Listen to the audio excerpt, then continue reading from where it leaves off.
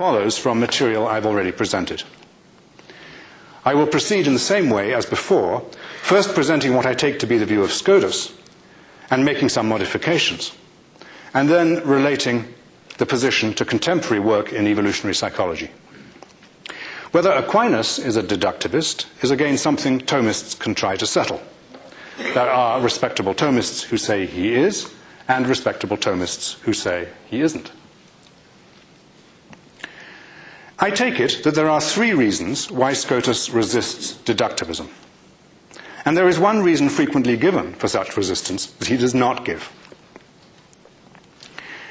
Even though he thinks the commands of the second table are contingent, however, and not known simply from the force of the terms, he still wants to call them natural law in an extended sense. As I said earlier, it's not a very good question. Is this really a natural law theory? One objection Scotus has to deductivism is that we cannot say that God has to prescribe the second table to human beings, because there are actual cases where God has prescribed contrary to it. These are the so-called dispensations, of which there is a standard list, including the command to the Israelites to take the gold of the Egyptians under the threat of divine plagues, the command to Hosea to marry Gomer the prostitute, the command to Abraham to kill his son Isaac, and the commendation of the Hebrew midwives for deceit.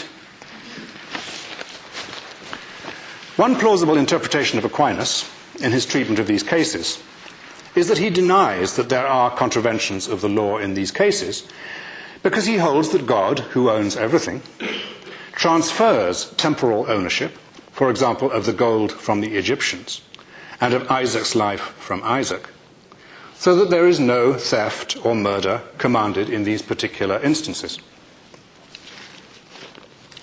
But if this seems too easy a solution, and if we want to go on holding that God did command these things, then we seem stuck with some doctrine of divine dispensation. One philosopher in the recent discussion of divine command theory who denies that we should hold that God commanded Abraham to kill Isaac is Bob Adams.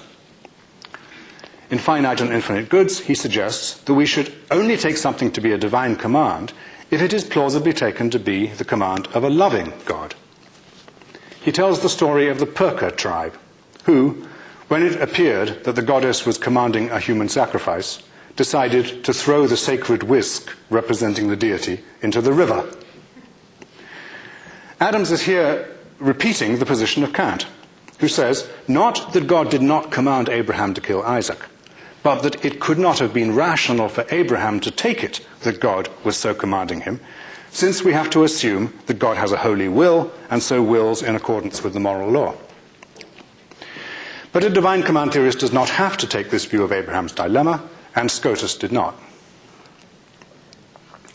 The second reason Scotus is against deductivism is that the prescriptions of the second table seem to apply to us not simply in our nature as humans, but in our contingent circumstances. His best case is the proscription on theft, which implies the institution of private property. Scotus, as a Franciscan, though he does not mention this here, is convinced that it is possible to be human and not have private property. He mentions the original state in the garden, and our state in heaven, and the state of the early church after Pentecost. Private property and the need to protect it are not deducible from human nature as such. In my own work, I have suggested similar scenarios for the other commandments of the second table, but I have found people tend not to be convinced by them.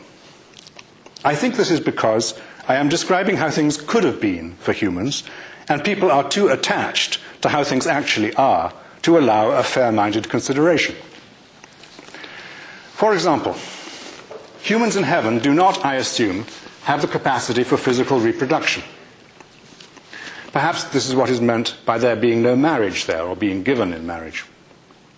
I say humans could have been created, even as sexual beings, if you think sexuality is an essential characteristic of human being, with the command not to reproduce. I say that the unmarried or the non-reproducing life can be a fulfillment of sexuality, as it is in the case of the religious, not a denial of sexuality. God could have arranged for the continuation of the species in some other way. But the commandment against adultery requires the institution of marriage in the same way that the commandment against theft requires the institution of private property. Or, consider the possibility that in heaven we communicate by intuiting each other's thoughts without any intermediate sign, as Pseudo-Dionysius imagines the communication of angels. In such a case, the proscription on lying loses its application. We might reply that it is still necessary for God to make these prescriptions of the second table to human beings in our current circumstances. This is a tricky point. It's not clear what Scotus thinks about it, because his use of the term circumstances, unlike ours, is restricted to the end, object, manner, time, and place of an act. In the case of Abraham and Isaac, for example, he holds that Abraham believed that God was going to bring Isaac back to life, as the letter to the Hebrews in the New Testament suggests, as does the Genesis text itself on one reading.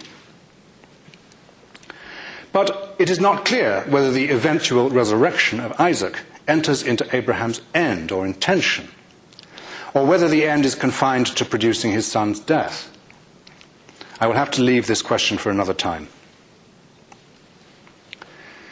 The third reason Scotus resists deductivism is that he wants to insist on divine sovereignty, and he takes it that we simply do not know what the alternative possibilities are between which God is choosing. God can command anything that is logically possible in itself and is consistent with God's commanding it.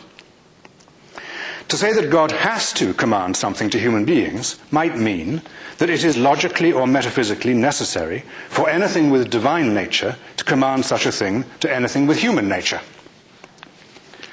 Suppose we grant with Bob Adams that a human can only rationally take something to be God's command if it could be the command of a loving God.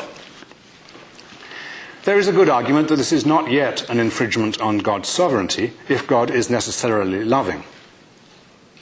But does this mean that such a being cannot require a killing followed by an immediate resurrection? Surely we should be modest about what we know the possibilities and impossibilities are in such a case. There is one kind of reason to resist deductivism that Scotus does not use, although many 20th and 21st century authors do use it.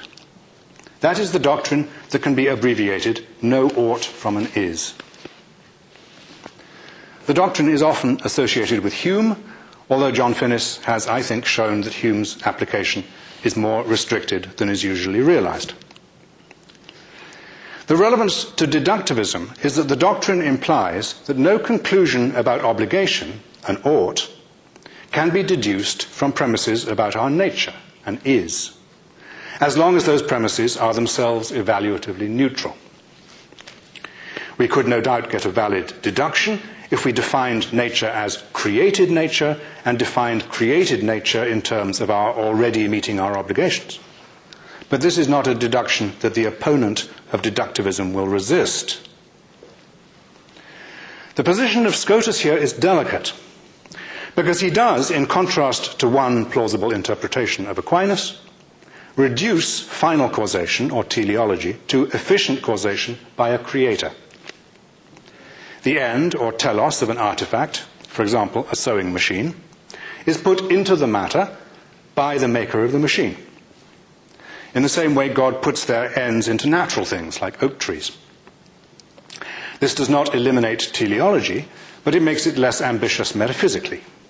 And I'm not going to enter further into this, for Scotus is, even on his less ambitious account, still going to say that natural things have an end, and therefore the way they are implies a way that they should be. An is implies an ought, but that is because the is, so to speak, already evaluatively loaded. I'm going to describe now one way in which contemporary work in evolutionary psychology relates to deductivism. Some writers, such as Larry Earnhardt in Darwinian Natural Right, argue a deductivist line of the following sort. He says, the good is the desirable, and the desirable is what is generally desired by human beings.